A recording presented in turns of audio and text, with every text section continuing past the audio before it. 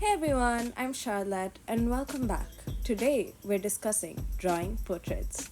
So, this is a favorite video because why should anyone draw portraits? Why should anyone draw a face? Do people just draw faces because it's easy?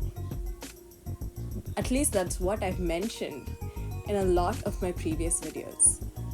But I don't think it's just that. The more I draw portraits, the more I realize there's so much more to that. Honestly speaking, portraits are a way of capturing emotion and feeling closely, if that makes sense. And think about this. When you speak with a person, when you're talking to a person, you don't talk to them from afar. You talk to them closely. Your eye level usually meets their eye level. Even if it does not, you see that person to probably their shoulder height, or you get the proportions that I'm talking about, right? So, given that that's the situation for most of our conversations, it's natural that we want to draw people's faces. Yes, there is the aspect that it's easier. Again, I'm gonna put that in quotes because I'm not sure. Maybe some people find it hard to draw portraits. Actually, it's true. Some people do find it hard to draw portraits or people in general, but they draw backgrounds and other objects really well. However, when it comes to drawing people, majority of those who draw people incline towards portraits because of various reasons, yes.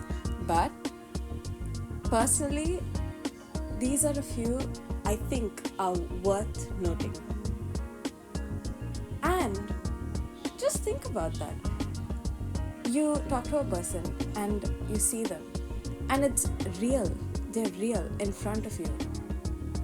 And you're not seeing the whole of them, you're seeing half of them. At least what your eye can perceive. And that is reflected because art imitates life. It's also because you get to observe things that you would not have noticed had it been from afar. The story from afar is usually quite different from the story close up. And that's the beauty of portraits. You can see the closeness of that story, the missing nuances of what lies ahead. And it's true not just of drawing, but also of life itself.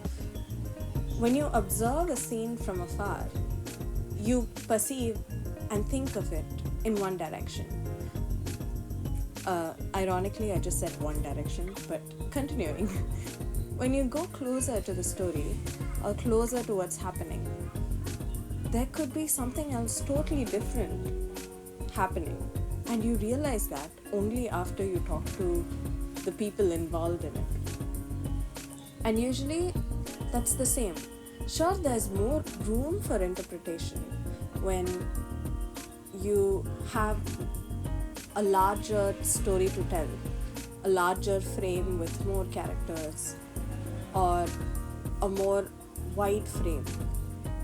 But at the same time, sometimes that leads to misinterpretation.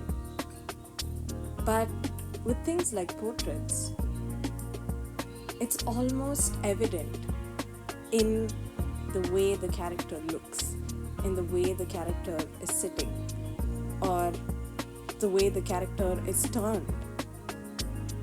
And that's the beauty of it. I think I'm still learning that to a larger extent.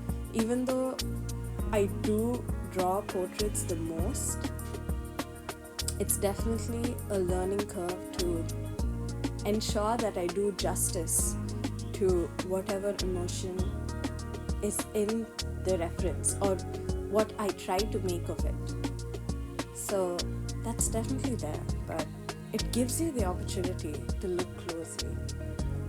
Anyways, so the two pieces that you've seen are two pieces that I drew this year, and again, portraits, because there's also another thing that you can try out different variations but still make the story be alive without too much effort if you're used to drawing portraits.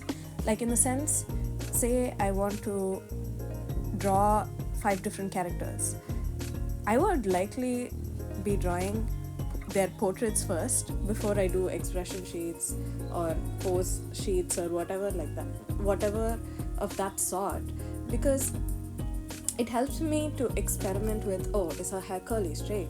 How does she look? How is her eyes? How's her nose? So you try to bring variations to whatever is there in that small box and within those dimensions. So it's also fun to experiment in that sense. And these two portraits are an example of that. Yeah, so that's my take on perspective. That's my perspective on portraits. I will see you guys soon. You can follow me at Charlotte_Pourquoi. Bye.